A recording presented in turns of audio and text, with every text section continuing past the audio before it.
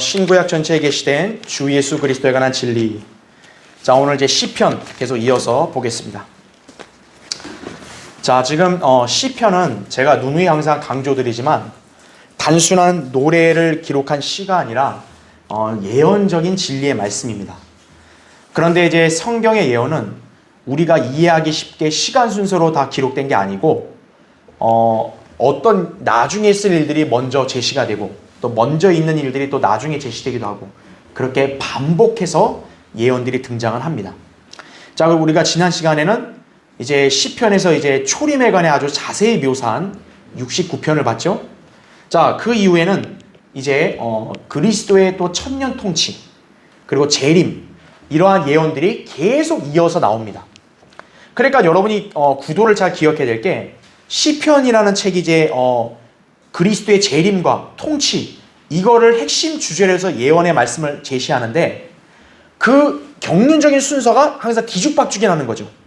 그러니까 어떤 거는 대환란을 얘기했다가 어떤 건 또 천년왕국을 얘기했다가 또 초림을 얘기했다가 이렇게 시간적인 순서는 좀 이렇게 여러 가지로 뒤섞여 있다 이렇게 보시면 돼요. 그러니까 여러분이 성경을 올바로 나누어서 공부하고 또 적용을 해야만 혼돈이 오지 않겠죠. 그렇죠?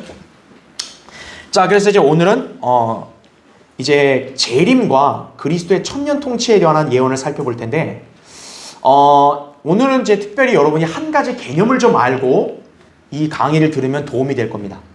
그 개념이 뭐냐면 구약의 이스라엘 백성이 거친 역사 있잖아요.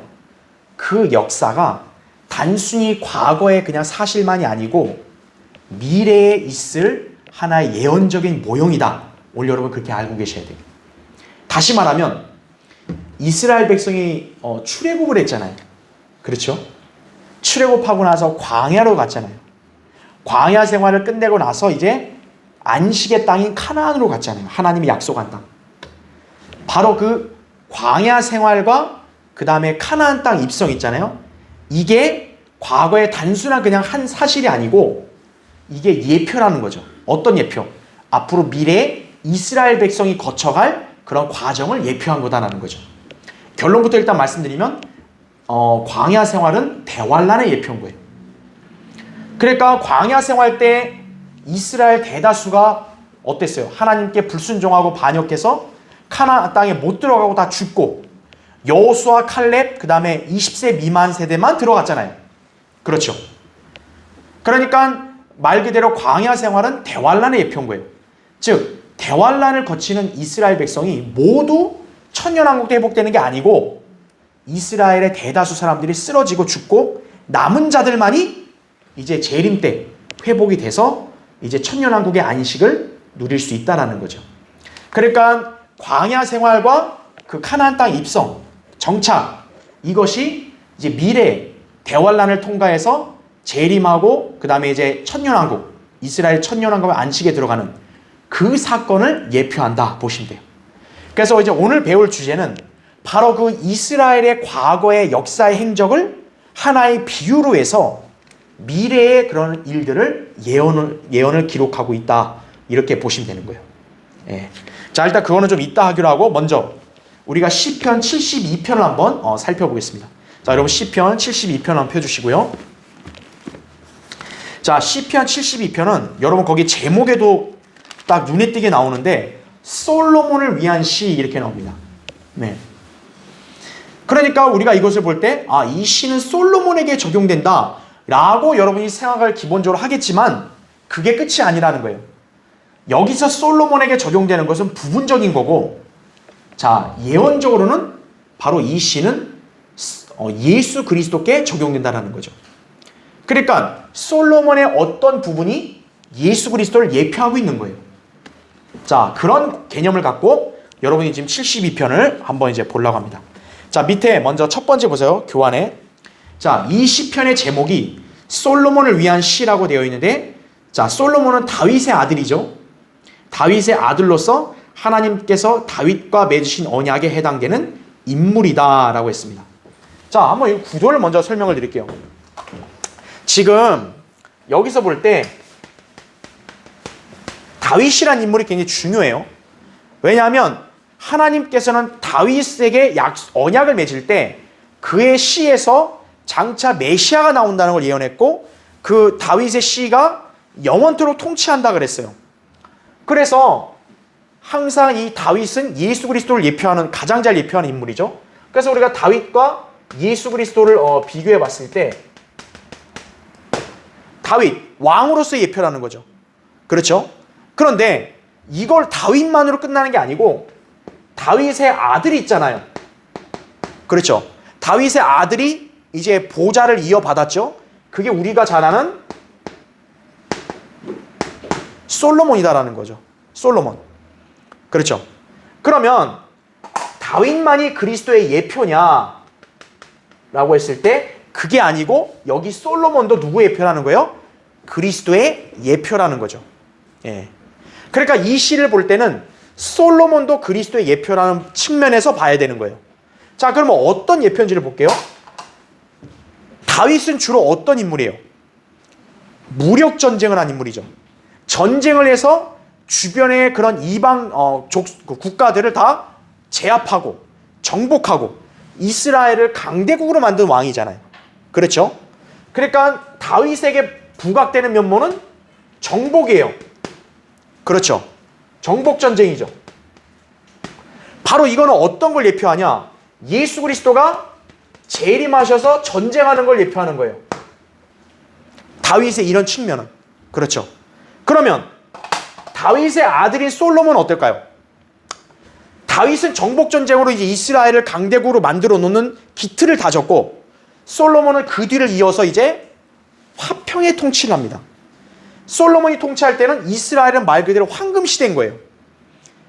어떤 나라도 감히 이스라엘과 비교될 수 없을 정도로 독보적인 나라였어요. 그러니까 솔로몬은 그런 가장 강대국의 기반 아래서 화평의 통치를 했다라는 거죠. 그러니까 솔로몬 때는 이제 화평의 통치가 있었다라는 거죠. 바로 이게 뭘 예표하는 거예요? 그리스도의 천년 통치를 예표한다라는 거죠, 이게. 왜냐하면 예수 그리스도가 재림해서 이제 전쟁으로 이방 민족들을 멸망시키면 주님이 그냥 단순한 전쟁광 이게 아니잖아요. 주님은 멸망시키고 이제 주님의 백성인 이스라엘 회복시켜서 우두머리로 삼고 이제 천년 통치를 하실 거 아니겠어요? 그렇죠? 그때 예수 그리스도가 온 세상의 왕이시잖아요. 그때 그분이 천년 통치할 때 천년왕국은 마침내 전쟁이 없는 진정한 의와 화평의 시대인 거죠. 그래서 솔로몬이 화평으로 치리한 이 솔로몬의 치리가 바로 이 그리스도의 천년 통치의 예표라는 거예요. 그러니까 순서도 잘 맞죠. 다윗이 정복 전쟁으로 했던 것은 그리스도의 재림 때 있을 전쟁. 다윗 이후에 솔로몬이 화평으로 통치한 거는 재림 이후에 천년왕국의 통치. 구도가 딱 맞죠. 이렇게 여러분이 머릿속에 연상을 해놓고 이제 솔로몬의 시편 72편을 보면 여러분 이제 이해가 더 수월하다라는 것입니다. 자, 그래서 계속 보세요. 자, 하나님께서 다윗과 언약을 맺을 때요, 하나님이 다윗에게 너는 영원히 살고 영원히 언약을 맺다 그 말을 하지 않았죠. 하나님이 메시아로 선정한 사람은 다윗이 아니라 다윗에게서 나올 씨예요. 그러니까 다윗의 언약은 부분적으로 역사적으로 볼 때는 일단 솔로몬이 1차적으로 해당되겠죠. 그러니까 다윗의 아들인 솔로몬이 복을 받아서 이스라엘 가장 전 세계 강대국으로 화평의 통치, 광활한 통치를 했잖아요. 그렇죠. 그러나 그 다윗의 언약의 메시아는 사실 궁극적으로 솔로몬이 아니고 예수 그리스도죠. 그래서 그거와 마찬가지로 이 시편 72편도 솔로몬을 위한 시라고 하지만 이거는 역사적인 인물 솔로몬에게 해당된다기보다는 바로 솔로몬과 같은 바로 다윗의 아들로 장차 오시는 예수 그리스도에게 해당된다. 이렇게 여러분이 보시면 되는 거예요. 그러니까 솔로몬은 그리스도를 예표하는 인물이다 라는 거죠. 자, 이제 구체적으로 볼게요. 괄호 1번. 마태복음에서는요, 유대인의 왕을 다윗의 아들로 묘사합니다. 그러니까 예수 그리스도가 이 땅에 오실 때도 다윗의 아들로 오신 거예요. 그러니까 유대인들이 그분을 향해서 다윗의 아들이라고 부르잖아요. 근데 뭐 예수님하고 다윗은 시대 차이가 많이 나잖아요. 바로 뭐냐면 그 다윗의 아들이 메시아라는 거죠. 예. 하나님께서 다윗의 씨에서 왕이 나올 것을 약속하셨기 때문에, 그래서 이스라엘을 통치할 정통성을 가진 왕은 다윗의 아들이어야 되는 거예요. 이때 그 왕이 솔로몬이지만 예언적으로 그 왕은 예수 그리스도이시다라는 거죠. 그래서 마태복음에서는 예수 그리스도를 다윗의 아들이라고 이렇게 칭하고 있는 거다라는 거죠. 자, 가로 2번 보세요. 솔로몬 때는 이스라엘이 바야흐로 황금 시대를 맞이했다. 이스라엘은 솔로몬의 치리하에서 화평하고 번성했다라는 거죠. 그러니까 솔로몬이 치리할 때는요, 주변의 어느 국가도 감히 덤비질 못해요. 오히려 솔로몬에게 시바 여왕이 또 찾아오고, 그 다음에 다른 사람들도 솔로몬의 지혜를 들으려고 왔다 그래요. 그러니까 솔로몬은 독보적인 인물이 된 거죠. 자, 바로 그것이 예수 그리스도의 천년 통치를 예표한다라고 보시면 되는 거예요. 그래서 밑에 줄 보면, 그래서 그의 날들에는 화평의 풍성함이 지속된다라고 이게 말씀이 나온 거예요. 시편 그 72편 7절에 보면 그의 날들에 화평의 풍요함이 지속된다는 말이 나와요. 이게 부분적으로는 솔로몬에게 해당되지만 궁극적으로는 그리스도께 해당되는 거죠. 왜일까요? 솔로몬이 치리할 때 화평이 있었던 건 맞지만 그런 화평이 영원히 있었던 건 아니죠. 실제로 솔로몬이 나중에 말년에 배교하잖아요. 우상을 숭배하고. 그래서 하나님이 어떻게 했어요? 솔로몬에게 이제 네 죽고 난 다음에 왕국이 분열될 거다 그랬죠. 하나님께 솔로몬을 즉시 벌하지 않은 거는 다윗 때문에 벌을 안 하신다 그랬어요. 그러나 네가 죽고 나면 왕국은 분열될 거다 그랬어요. 그래서 솔로몬이 죽기 전에 바로 이렇게 주변에서 반란이 계속 일어났다라는 거죠. 그러니까 화평의 풍성함이 지속된다는 말씀은 솔로몬에게 궁극적으로 적용될 수 없는 거예요. 이거는 예수 그리스도가 천년왕국 통치할 때 해당되는 말씀이다. 이렇게 보시면 되는 거죠. 자, 괄호 3번 보세요. 이 시편에서는 솔로몬의 위대한 업적을 노래하고 있지만 궁극적으로는 천년왕국의 왕이신 예수 그리스도의 위대한 통치를 예언하고 있다 그랬어요. 자, 거기 72편 8절 한번 보세요. 8절.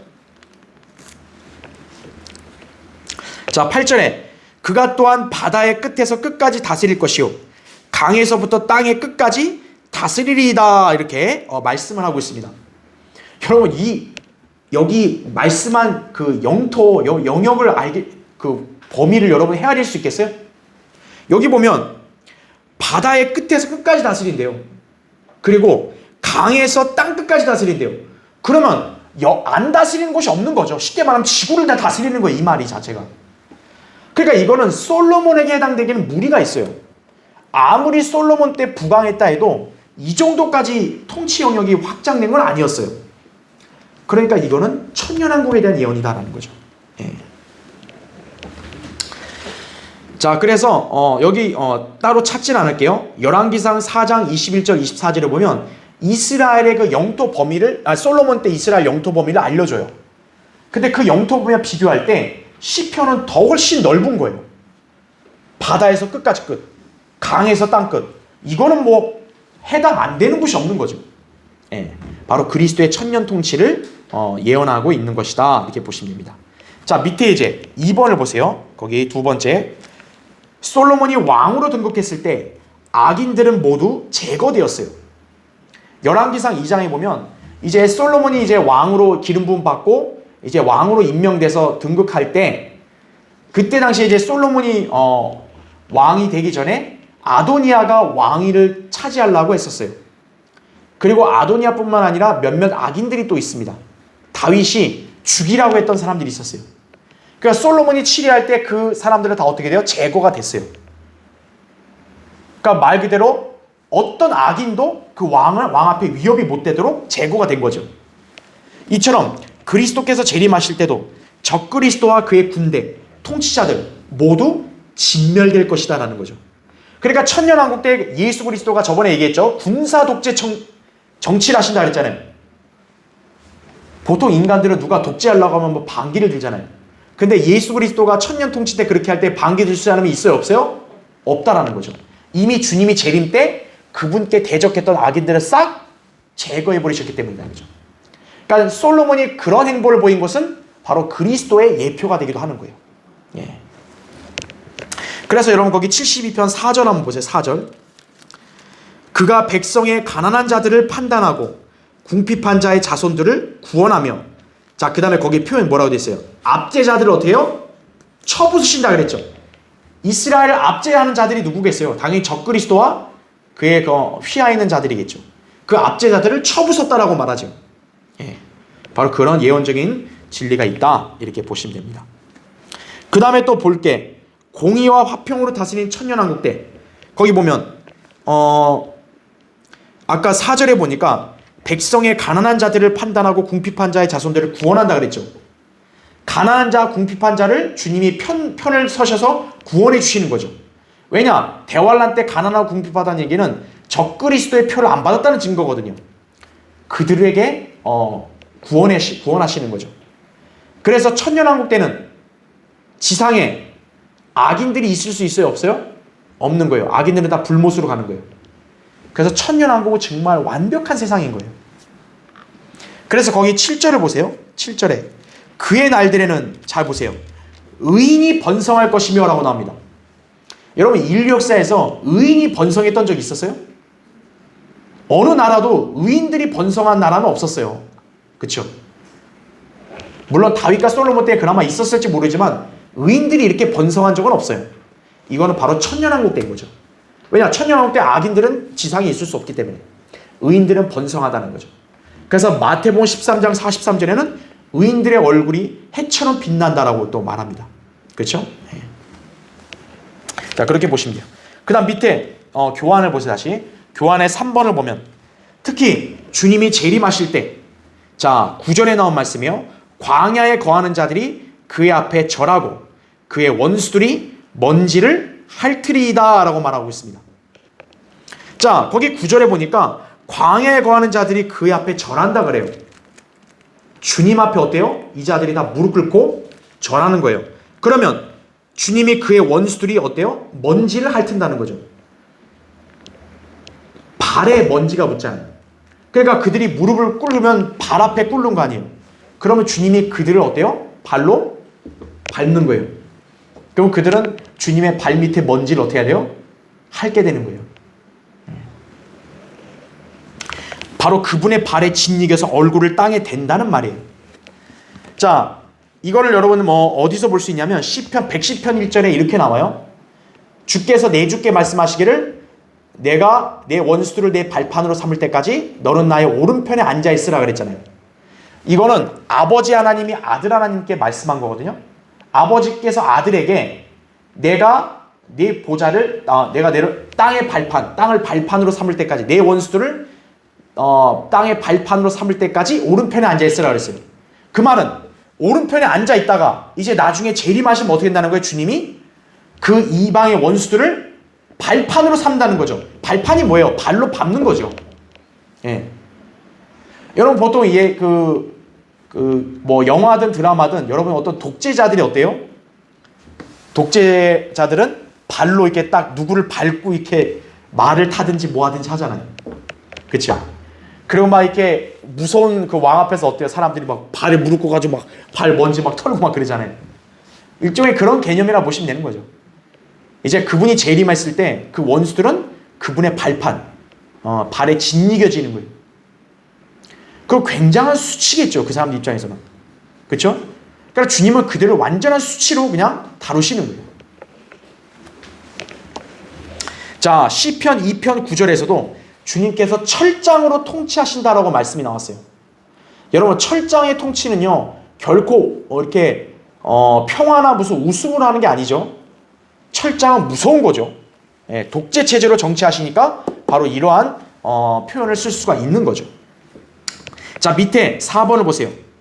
자, 이제 4번은 여러분이 거기 10절을 보세요. 10절 72편 10절에 타시스와 섬의 왕들이 예물을 가져올 것이요 시바와 스바의 왕들이 예물을 드리리니 정녕 모든 왕들이 그의 앞에 엎드리며 모든 나라들이 그를 섬기리이다 라고 말하고 있습니다.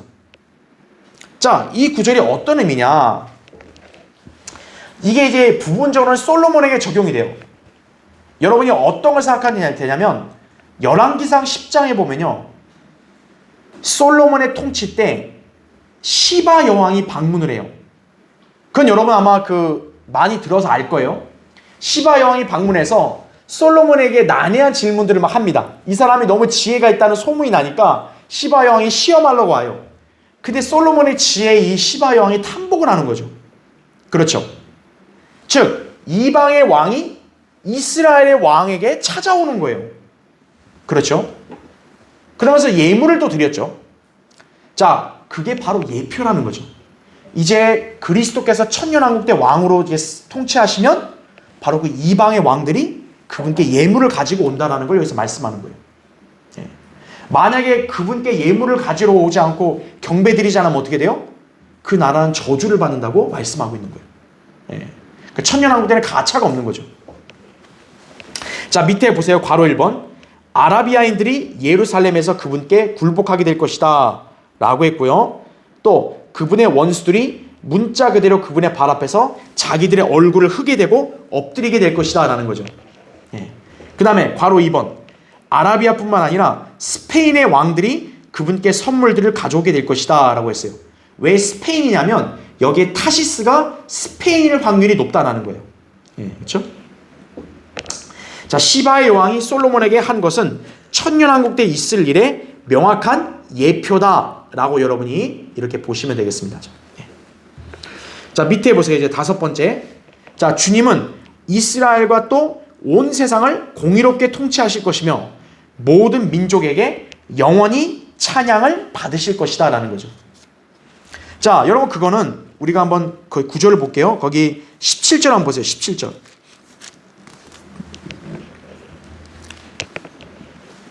자, 거기 17절 보면 그의 이름이 영원히 있을 것이오 그랬죠. 여러분 그의 이름이 누구의 이름이겠어요? 예수라는 이름이겠죠. 영원히 있을 것이요 그의 이름이 해가 있는 한 계속될 것이며 사람들이 그의 안에서 복을 받을 것이요 모든 민족들이 그를 복받은 자라 하리이다. 주 하나님 곧 홀로 경이로운 일들 행하시는 이스라엘의 하나님을 송축하며, 자 19절 보세요. 그의 영화로운 이름을 영원히 송축할지어다. 온 땅에 그의 영광이 충만할지어다. 아멘 아멘. 그럽니다. 여러분 인류 역사에서요 지구에서 하나님의 영광이 충만했던 적이 있었어요? 없었어요. 천년왕국 때에 대한 예언인 거죠. 자, 밑에 보세요. 거기 괄호 1번. 5번 밑에 괄호 1번. 주님은 가난한 자와 궁핍한 자를 아끼며 궁핍한 자들의 혼을 구원하실 것이다 이거죠. 그래서 그들은 천년왕국의 끝까지 하나님을 두려워할 것이다 라는 거죠. 예. 그러니까 천년왕국 때 이 백성들은 하나님을 두려워하는 거죠. 가난한 자, 궁핍한 자는. 하나님이 그들의 편에서 그들을 구원하시니까. 그 다음에 괄호 2번. 그리스도께서는 날마다 찬양받으시게 될 것이고 이거죠. 진짜 천년왕국 되면요 예수 그리스도를 찬양하는 것이 그 땅에 다 넘칠 거예요. 지속될 거예요. 예. 아이돌이 그 쓰잘데없이 노래 부르는 그런 거 없어지는 거예요. 이제 예수 그리스도를 찬양하는 그 노래만이 울려 퍼질 거예요. 지속적으로. 그 다음에 향이 날마다 그분께 드려질 것이며 그랬어요. 말라키 1장 11절에 보면 기도의 향이 계속 드려진다. 왜 그렇죠? 천년왕국 때는 하나님 주님께 다 기도하기 때문에 모든 민족이 나와서 기도해야 되기 때문에 그런 거예요. 또 그분을 위하여 또 그분께 날마다 기도가 드려질 것이다 라고 나옵니다. 예. 그래서 이게 여러분이 나중에 한번 찾아보시면 돼요. 내가 거기에 표시해놨는데 이사야 56장 7절에는 이런 예언적 진리가 나오는 거예요.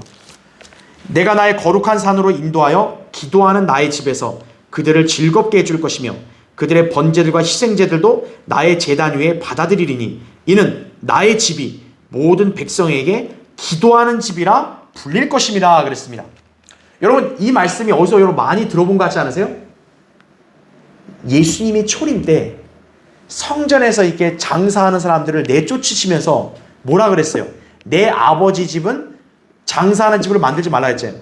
그렇죠? 내 아버지 집은 기도하는 집이라 불린다 그랬잖아요. 그게 바로 이 구절을 인용한 거예요. 즉 하나님의 전 성전이 기도하는 집으로 불려서 민족들이 날마다 주님께 기도를 드리는 때가 바로 언제라는 거예요? 천년 왕국 때라는 거죠. 예. 그걸 여기서 우리가 볼 수 있습니다. 자, 괄호 3번. 태양은 영원에서도 계속 있을 것이다 라고 했습니다. 이건 이제 우리가 다음 시간에 89편 한번 볼 때 자세히 볼 거예요. 그러나 영원 세계의 새 예루살렘 안에서는 필요하지 않을 것이다. 왜냐? 주 하나님이 빛이시니까요.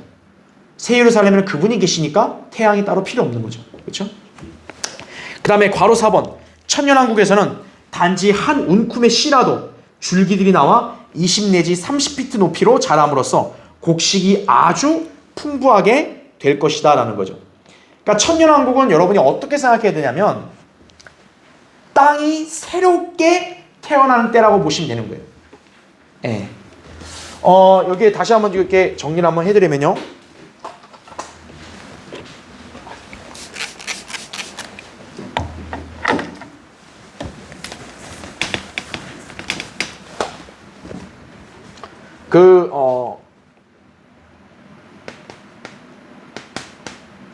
여러분 이제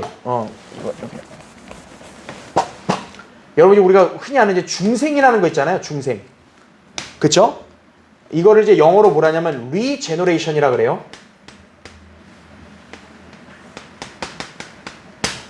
이 중생이 뭐냐면 이렇게 다시 태어나는 걸 말하는 거예요. 그래서 성경에서는 중생이 두 부류에게 적용이 되는 거예요. 첫째가 누구냐면 그리스도인에게 적용이 되는 거예요.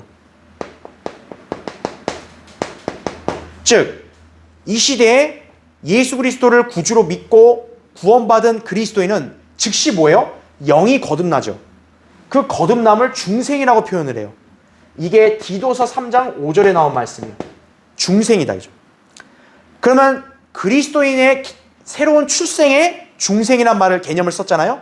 그럼 두 번째는 이제 이 중생이 언제냐? 천년왕국 때 땅에게도 해당이 되는 거예요. 천년왕국 때 땅. 이게 이제 마태복음 19장 28절에 바로 나오는 말씀이거든요. 마태복음 19장 28절에는 거기에 이제 이런 표현이 나와요.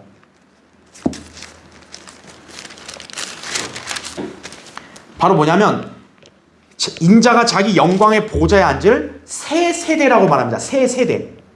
여기서 새 세대라고 했을 때 바로 이게 이게 나온 그대로 리제너레이션을 말하는 거예요. 그러니까 여기서 새 세대라는 거는 교회 성도들이 거듭난 걸 말하는 게 아니에요. 인자 예수님이 영광의 보좌에 앉는 때는 천년왕국 때죠. 바로 천년왕국 때가 새 세대라는 거죠. 땅이 새롭게 태어나는 때다라는 거죠. 그래서 천년왕국에서의 그런 지구는 현재 지구랑도 다른 거예요. 그래서 천년왕국 때의 땅의 기후라든지 그런 땅의 상태가 굉장히 좋기 때문에 천년왕국 때는 또 번성한다라는 거죠. 예. 그래서 곡식이 아주 풍부하게 될 것이다 라고 이렇게 볼 수가 있는 겁니다. 그래서 이제 여러분이 안 찾아도 돼요. 그 아모스 9장 13절에는 이렇게 말씀이 나와요. 주가 말하노라 보라 그날들이 이르리니 밭 가는 자가 추수꾼을 앞서며 포도를 밟는 자가 씨 뿌린 자를 앞서리라. 산들은 단 포도주를 떨어뜨릴 것이요 모든 작은 산들은 녹으리라 이렇게 말씀합니다. 여러분 밭 가는 자가 추수꾼을 앞선대요. 그렇죠? 그만큼 농사가 잘 되는 거죠. 예. 그래서 이제 곡식도 풍부하게 될 것을 예언하고 있다라는 거죠. 특히나 이스라엘은 어떻게 되겠어요? 천년왕국 때 번성하는 거죠. 그들은 풍요로운 삶을 누리는 거죠. 하나님으로부터 복을 받아서. 그렇죠? 네. 자, 그 다음 페이지 보세요. 그 다음 페이지에 교환에 5번, 괄호 5번. 무엇보다 온 땅에 그의 영광이 충만할지어다 라고 말합니다. 보통 교회들이 이걸 갖다가 이 시대에 막 적용하려고 그러잖아요. 자기네 교회들에. 그러나 이거는 잘못된 거예요. 온 땅이 하나님의 영광으로 충만할 때는 언제나 재림 때예요. 천년왕국 때. 왜일까요? 주님이 몸소 그때 눈에 보이게 계셔서 통치하기 때문에 그래서 그때를 뭐라고 마치 얘기하냐. 이사야 11장 9절에는 마치 물들이 바다를 덮음같이 세상이 주의 지식으로 충만할 것이라고 말합니다. 그러니까 하나님의 영광이 충만한 게 바로 뭐 어떤 상태가 가냐면 온 세상이 하나님을 아는 지식으로 충만하게 되는 거예요. 여러분 지금 세상이 하나님을 아는 지식이 있어요? 없어요? 세상은? 없단 말이에요. 세상이 뭐 성경의 지식을 알겠어요? 예수 그리스도에 대한 지식을 알겠어요? 모른다고요.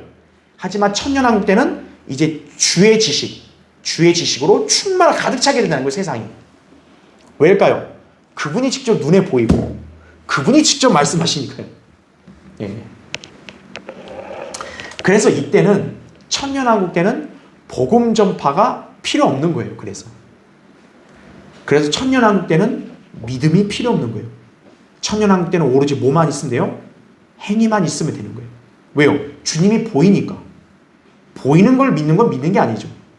그래서 천년왕국 때는 오로지 행위만 필요한 거예요. 다른 거 다 필요 없어요.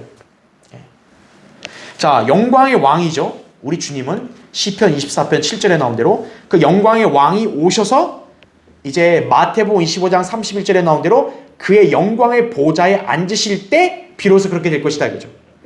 그러니까 주님의 칭호도 영광의 왕이고 주님이 앉는 보좌도 영광의 보좌고, 그러니까 이게 주님이 재림해서 천년왕국이 돼야만 온 땅이 그분의 영광으로 충만하게 된다는 게 이 예언이 성취가 되는 거죠.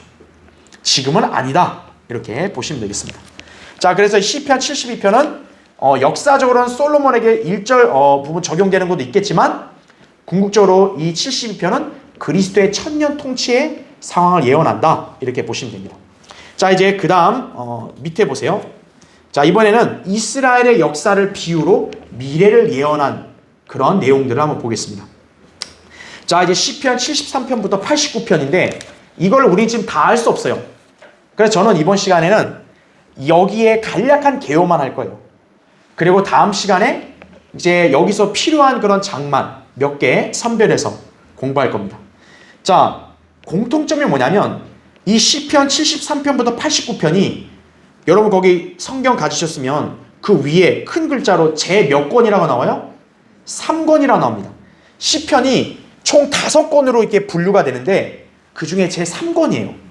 이 3권의 내용은 이스라엘의 과거 역사를 계속 기술합니다. 이스라엘이 옛적에 이러한 일을 했다. 그러면 제가 아까 서두에 말씀드렸죠? 왜 그걸 얘기했을까요? 바로 이스라엘의 옛적에 있었던 일들이 미래에 있을 일에 대한 예언이라는 거죠, 그게. 그거를 이스라엘의 과거 역사를 통해서 이 예언적 지식을 우리에게 알려주는 것이에요. 자, 밑에 보세요. 첫 번째, 시편 78편. 여러분 78편 한번 펴보세요. 시편, 거기 78편 2절을 한번 보세요. 거기 2절.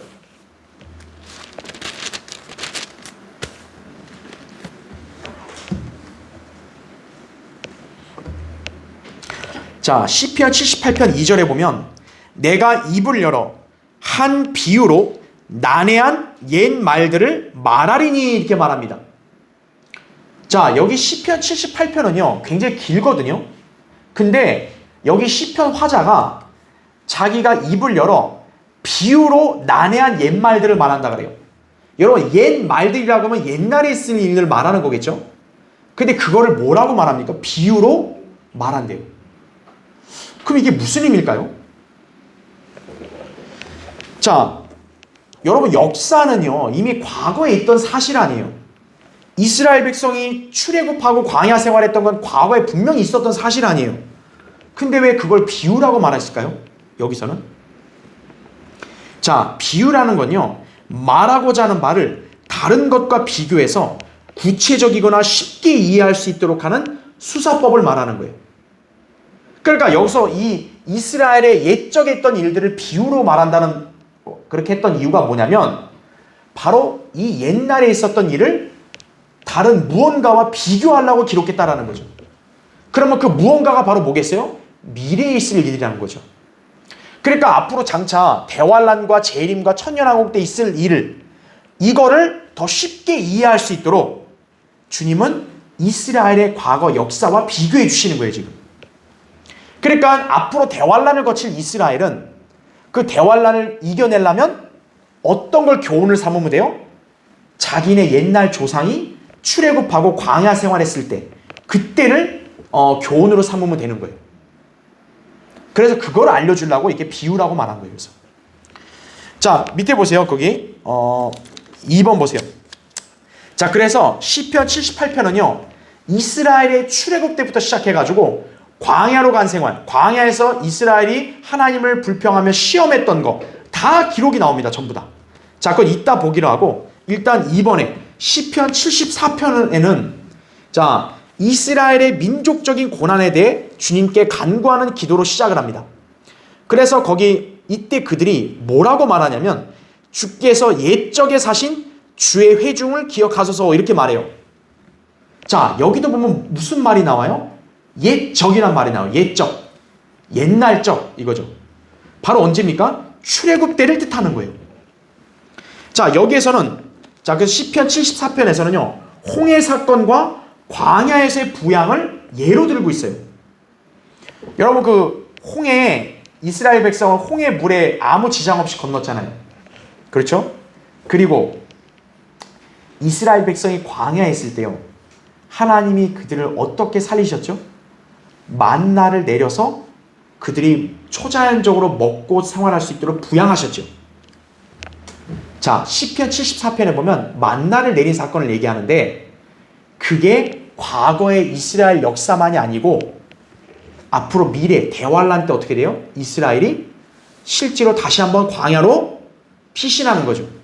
광야로 피신하면 어때요? 거기서 부양을 받는 거예요.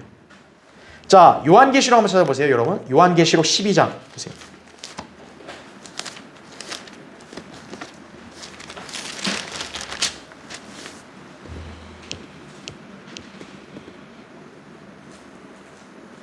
자, 요한계시록 여기 12장 6절을 보세요. 자, 6절에 이렇게 나옵니다. 그 여인, 자, 요한계시록 12장의 이 여인은 이스라엘을 상징하죠. 자, 그 여인이 자, 어디로 도망했다 그래요? 광야로 도망하였는데 그곳에는 그들이 그녀를 1260일 동안 부양하도록 하나님께서 그녀를 위하여 마련해 놓으신 곳이 있더라 이렇게 말씀하죠. 또 거기 14절을 보세요. 14절 보면 그때 그 여인이 큰 독수리의 두 날개를 받았는데 이는 그녀가 광야에 있는 자기 처소로 날아가서 그곳에서 그 뱀의 낯을 피하여 한 때와 두 때와 반 때를 부양받으려 함이로다 라고 했죠. 아까 6절에서는 1260일이었죠. 그걸 환산하면 뭐예요? 3년 반이죠. 그래서 여기 14절에는 한 때, 두 때, 반 때라 그런 거예요. 1년, 2년, 반년. 그래서 총 합치면 3년 반이에요. 그러니까 3년 반 동안 대환란 3년 반 동안 이스라엘이 적그리스도의 박해를 피해서 부양받을 곳이 바로 광야라는 거죠.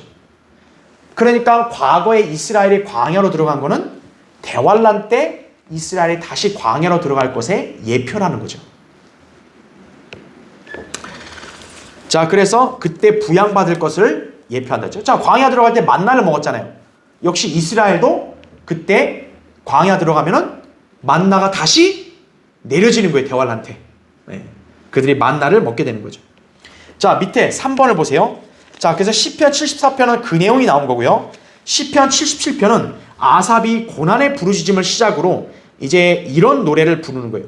거기 5절에 이렇게 나오죠. 내가 지난 날들 옛 시절에 여러 해를 생각하였나이다 라고 말합니다. 자, 여기서 지난 날들이란 말이 나와요. 이거는 그 77편 20절에 보면 모세와 아론의 손을 통해 인도하셨다는 말이 나와요. 그걸 근거로 해서 아하, 출애굽 때구나 라는 거를 알 수 있는 것이죠. 그래서 15절부터 19절은 홍해를 가르신 하나님의 능력을 노래한다 라고 이렇게 보시면 됩니다. 자, 그래서 지금 여기 보면은 계속 지금 나오는 게 뭐냐면 안 좋으시네? 여기서 나오는 게 옛적, 그렇죠? 옛적, 그리고 또 지난 날들,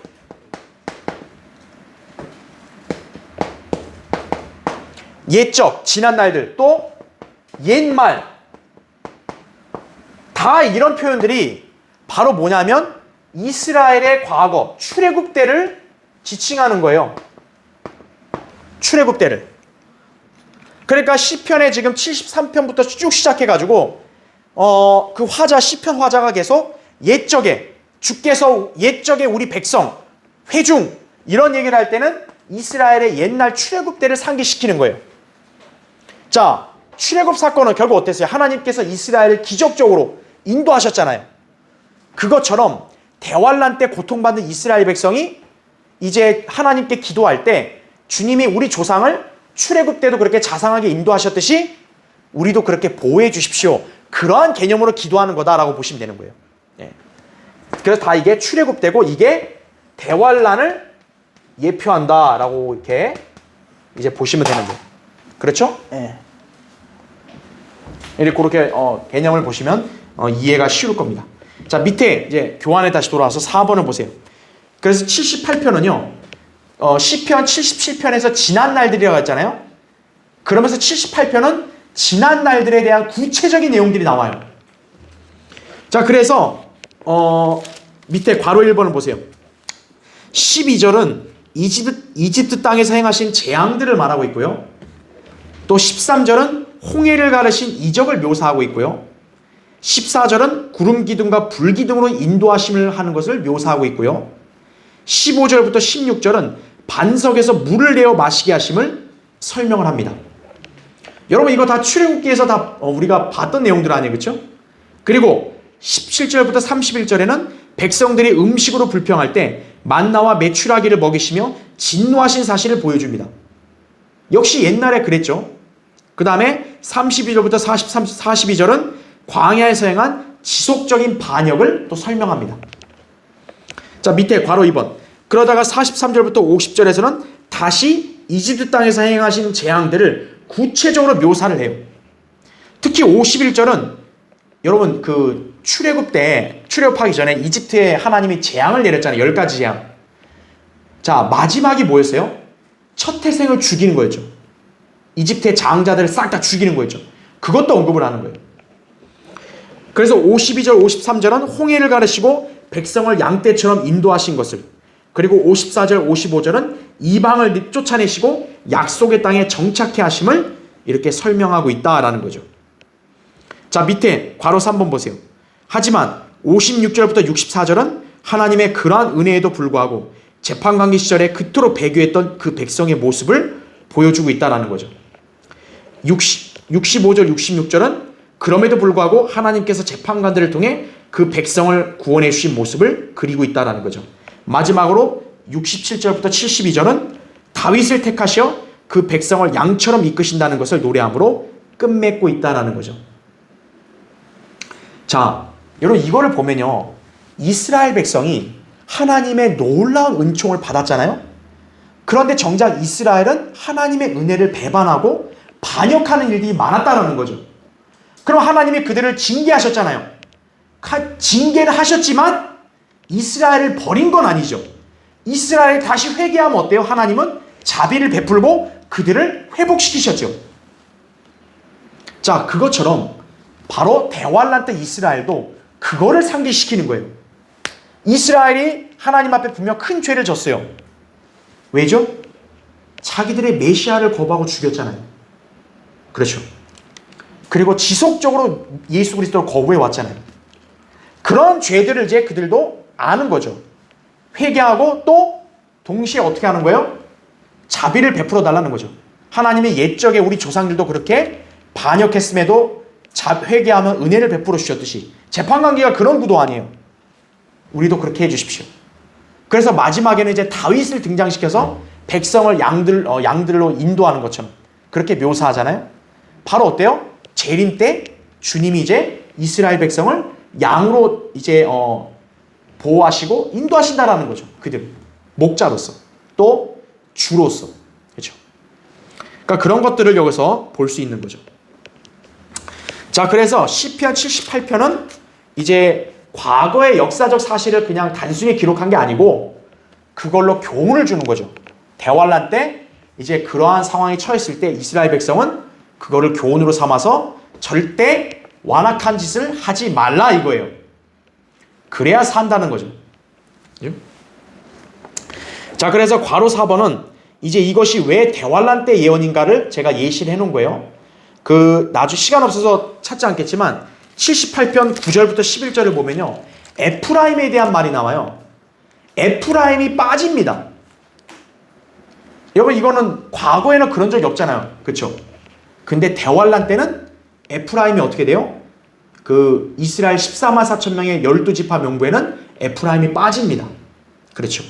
또 그것을 우리가 또 예언적으로 볼 수 있는 것이죠. 자, 그래서 이제 마지막 거기 5번을 보면요. 자, 출애굽 때 광야 생활은 기본적으로 대환란을 예표한다라는 거예요. 자, 출애굽 때 광야에서 이스라엘이 고난받았듯이 대환란 때도 그들은 광야로 들어갈 것이다. 그죠? 과거에 만나를 먹었듯이 미래에도 초자연적으로 부양받을 것이다. 그죠? 과거 광야에서 많은 이적들이 행해졌듯이 대환란 때에도 많은 이적들이 행해질 것이다라는 거죠. 그리고 출애굽 때 자, 많은 백성들이 광야에서 범죄해서 쓰러져 죽었잖아요. 남은 자만 구원받았잖아요. 약속의 땅 들어갔잖아요. 그것처럼 대환란 때도 남은 자들, 유대인 남은 자들만이 구원받아서 이제 재림 때 회복된다라는 거죠. 자, 그리고 광야 생활 후에 모세가 죽고 이제 누가 등장하죠? 여호수아가 등장하죠. 여호수아가 그들을 안식의 땅으로 데려가죠. 여호수아의 이름이 뭐예요? 예수입니다. 예수. 바로 이스라엘이 대환란을 거치게 되면 예수 그리스도가 재림해서 이제 그들을 이끌고 천년왕국의 안식으로 그들을 인도하신다는 거예요. 그거를 또 예표적으로 여호수아를 통해 보여주는 거예요. 그래서 이스라엘의 과거 역사, 이것이 미래의 하나의 예언적인 모형이 되기도 한다. 이것을 우리가 시편에서도 배울 수가 있는 것이다 라는 거죠. 자, 오늘 여러분이 배운 내용들을 잘 기억하시고 다음 시간에는 이제 또 자세히 또 관련된 내용들을 하도록 하겠습니다.